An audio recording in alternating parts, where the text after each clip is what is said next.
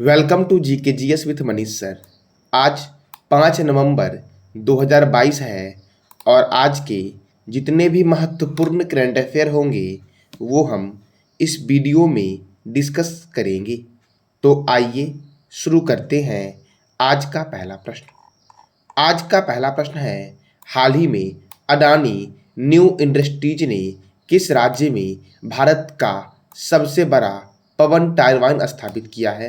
तो भारत का सबसे बड़ा पवन टरबाइन स्थापित हुआ है गुजरात में। और किसके द्वारा हुआ है? तो अडानी न्यू इंडस्ट्रीज के द्वारा हुआ है। अब गुजरात में हुआ है तो गुजरात की राजधानी है गांधीनगर। गुजरात के गवर्नर हैं आचार्य देवव्रत।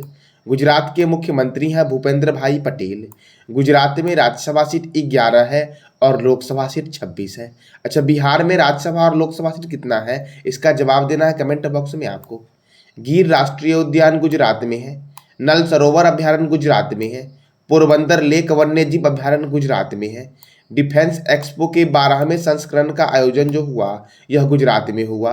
और बालिका पंचायत शुरू करने वाला भारत का पहला राज्य कौन बना? तो गुजरात बना।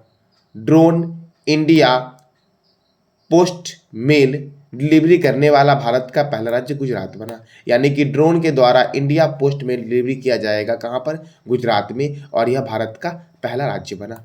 देश की पहली न्याय की घड़ी गुजरात हाई कोर्ट में लगाई गई। देश की पहली न्याय की घड़ी। अच्छा, देश का पहला पेपरलेस हाई कोर्ट कौन बना है? तो इसका जवाब देना है कमेंट बॉक्स में आपको। राष्ट्रीय समुद्री विरासत परिसर लोथल में बनेगा। दुनिया का सबसे बड़ा carbon fibre plant Reliance industries के द्वारा कहाँ बनाया जाएगा? तो गुजरात में बनाया जाएगा। अखिल भारतीय सम्मेलन का आयोजन गुजरात में हुआ। गुजरात की मेहसाना जिले में मोडेरा गांव को भारत का पहला 24x7 सौर ऊर्जा संचालित गांव घोषित किया गया। कौन सा? तो आपका ये मोडेरा गांव है जो भारत का पहला 24 सौर ऊर्जा संचालित गांव घोषित किया गया।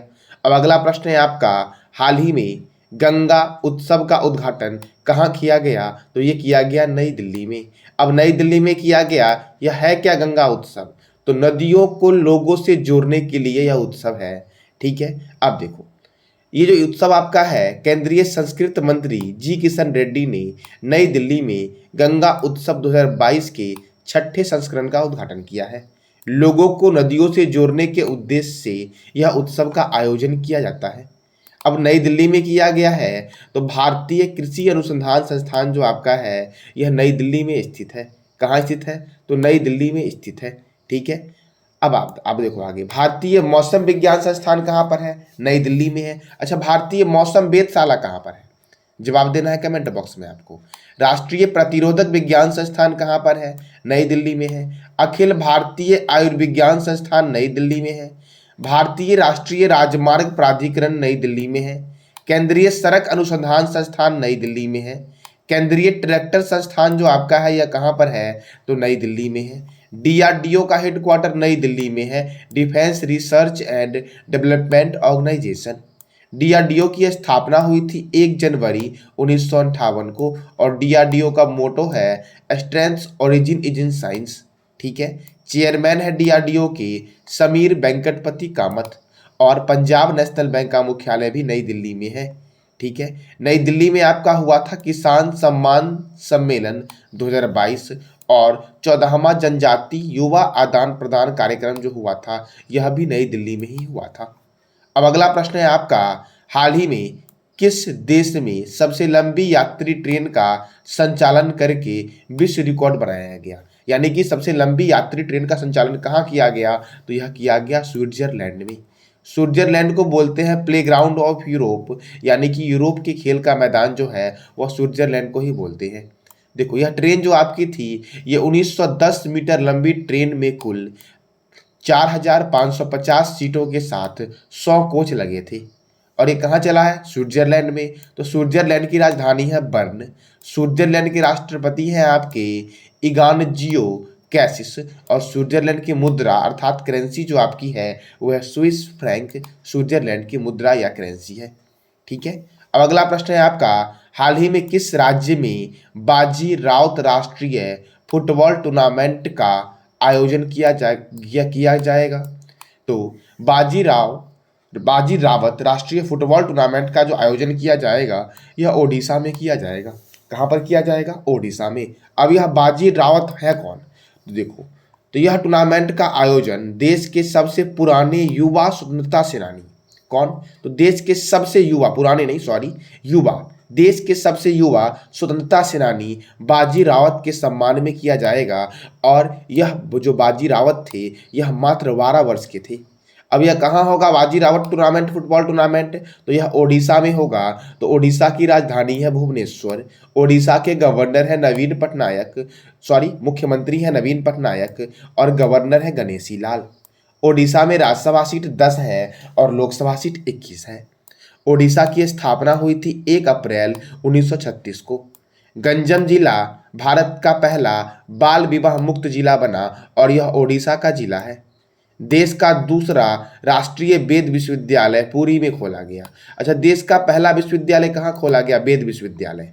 तो जवाब देना है कमेंट बॉक्स में आपको कि देश का पहला वेद विश्वविद्यालय कहाँ खोला गया। ओडिशा में बैंक ऑफ महाराष्ट्र ने प्रोजेक्ट बैंक सखी लॉन्च किया था। क्या लॉन्च किया? तो प्रोजेक्ट बैंक सखी बैंक ऑफ महाराष्ट्र के द्वारा लॉन्च किया गया था। ओडिशा में बाली यात्रा, नुआखाई महोत्सव, चंदन यात्रा, रज महोत्सव मनाया जाता है। सबूज पहल का संबंध वृक्षारोपण से है। ट्रेन की चपेट में आने वाले हाथियों की मौत को रोकने के लिए हैंगिंग सोलर फेंसिंग लगाने की घोषणा ओडिशा सरकार ने की है। विश्व का सबसे बड़ा hockey stadium Birsa Munda hockey stadium Rourkela में बन रहा है। फुटबॉल फॉर ऑल पहल फीफा के सहयोग से शुरू किया गया ओडिशा में। और किसान क्रेडिट पोर्टल सफल की शुरुआत जो की गई ये कहाँ की गई? तो ओडिशा में की गई। ठीक है। अब अगला प्रश्न है आपका, हाल ही में किस पूर्वोत्तर राज्य में पहला मत्स्य संग्रहालय खोलने की घोषणा की गई है? तो अरुणाचल प्रदेश में पूर्वोत्तर राज्य का पहला मत्स्य संग्रहालय खुलेगा। कहाँ पर? तो अरुणाचल प्रदेश में। अब अरुणाचल प्रदेश, तो अरुणाचल प्रदेश की राजधानी है ईटानगर। गवर्नर है BD मिश्रा, मुख्यमंत्री हैं पेमा खांडू। अरुणाचल प्रदेश में पखोई वन्यजीव अभ्यारण्य है, नामदफा बाघ रिजर्व है, कमलांग बाघ रिजर्व है, मौलिंग राष्ट्रीय उद्यान है। ठीक है। बोमडिला दर्रा, यांग्याप दर्रा और दीफू दर्रा अरुणाचल प्रदेश में स्थित है। भारत का पहला एकीकृत एक्वा पार्क अरुणाचल प्रदेश के जीरो में बनेगा और ग्रीनफील्ड हवाई अड्डे का नाम डोनीपोल्ड हवाई अड्डा कर दिया गया है। यह कहाँ पर है? तो अरुणाचल प्रदेश में है ग्रीनफील्ड हवाई अड्डा, जिसका नाम डोनीपोल हवाई अड्डा करने की घोषणा की गई है। ठीक है। तो यह था आपका अरुणाचल प्रदेश से संबंधित महत्वपूर्ण प्रश्न। अब अगला प्रश्न है आपका, हाल ही में किस उपन्यासकार को 2022 का एजुथचन पुरस्कार देने की घोषणा की गई है? तो ये मलयालम भाषा के व्यक्ति हैं जिनका नाम है ए सेतु माधवन। ए सेतु माधवन मलयालम भाषा के उपन्यासकार हैं और इनको 2022 का एजुथचन पुरस्कार दिया जाएगा। ठीक है। अब देखो, इस पुरस्कार में 5 लाख का नगद और एक प्रशस्ति पत्र दिया जाता है। इस पुरस्कार से सम्मानित प्रथम व्यक्ति थे सूरज नाद कुंजन और इनको दिया गया था 1993 में।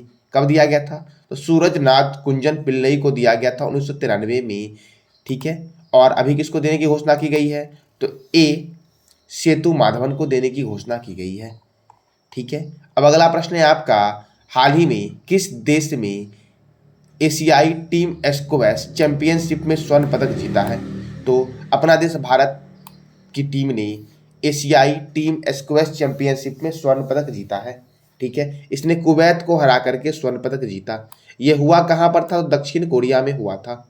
कहाँ हुआ था? तो दक्षिण कोरिया में हुआ था। दक्षिण कोरिया का एक शहर है जिसका नाम है चेओंगुंज। चेओंगुंज शहर में हुआ था एशिया टीम स्क्वैश चैंपियनशिप। आपको साथियों कमेंट बॉक्स में बताना है कुवैत के बारे में। ठीक है। और मलेशिया के बारे में। ठीक है। इस दोनों देश के बारे में आप जो भी जानते हो उसकी जानकारी आपको कमेंट बॉक्स में टाइप करनी है। अब देखो, इसका आयोजन कहाँ हुआ? तो दक्षिण कोरिया में हुआ। तो नॉर्थ कोरिया की राजधानी है प्योंगयांग। नॉर्थ कोरिया की करेंसी है नॉर्थ कोरियन वॉन। क्या है? तो नॉर्थ कोरिया की करेंसी है नॉर्थ कोरियन वॉन और नॉर्थ कोरिया के प्रेसिडेंट हैं किम जोंग उन। कौन है? तो किम जोंग उन जो है आपके, वो नॉर्थ कोरिया के प्रेसिडेंट हैं। अच्छा, इजराइल के नए प्रधानमंत्री कौन बने हैं? तो इजराइल के नए प्रधानमंत्री कौन बने हैं? तो बेंजामिन नेतन्याहू जो आपके हैं वो इजराइल के नए प्रधानमंत्री बने हैं। ठीक है, इससे पहले यायर लपीड जो थे वो इजराइल के 14वें प्रधानमंत्री थे। अब 15वें प्रधानमंत्री कौन बने हैं? तो बेंजामिन नेतन्याहू जो आपके हैं वो फिर से इजराइल के नए प्रधानमंत्री बन गए हैं। ठीक है, अब देखो इजराइल, तो इजराइल जो आपका है ये भूमध्य सागर के पूर्वी छोर पर स्थित है। इजराइल आधुनिक काल में एकमात्र यहूदी राष्ट्र है और इजराइल का कोई लिखित संविधान नहीं है। इजराइल और जॉर्डन के बीच मृत सागर है, डेड सी जो आपका है वो इजराइल और जॉर्डन के बीच है। अब इजराइल, तो इजराइल की राजधानी है जेरूसलम। इजराइल के प्रेसिडेंट कौन है? तो इसाक हरजोग। और इजराइल के प्राइम मिनिस्टर कौन बने हैं? तो आपके अभी मैंने जस्ट बताया आपका कि इजराइल के जो प्रेसिडेंट बने हैं वो बने हैं बेंजामिन नेतन्याहू। ठीक है, और इजराइल की करेंसी जो आपकी है वो है न्यू शेकेल्स। अच्छा, इजराइल के संसद का नाम क्या है? बताना है कमेंट बॉक्स में आपको कि इजराइल के संसद का नाम क्या है।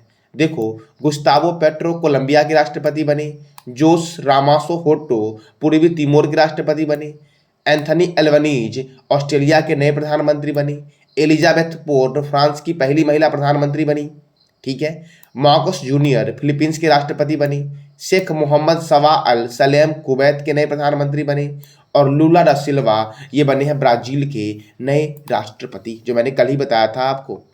ठीक है, अगला प्रश्न है आपका, हाल ही में किसने जम्मू कश्मीर में पुष्पांजलि समारोह का आयोजन किया है?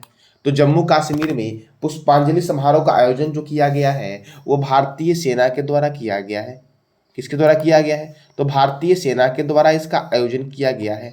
अब भारतीय सेना अर्थात इंडियन आर्मी, तो इंडियन आर्मी डे मनाया जाता है 15 जनवरी को और इंडियन आर्मी के चीफ हैं general Manoj Pandey.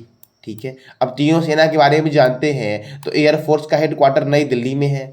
Air force day मनाया जाता है 8 अक्टूबर को और एयरफोर्स के जो चीफ आपके हैं वो है एयर चीफ मार्शल विवेक राम चौधरी। और मैंने बता ही दिया इंडियन आर्मी डे 15 जनवरी और इंडियन आर्मी के चीफ हैं आपके जनरल मनोज पांडे हैं। और नेवी डे मनाया जाता है 4 दिसंबर को और chief of the naval staff जो आपके हैं वो है एडमिरल आर हरि कुमार।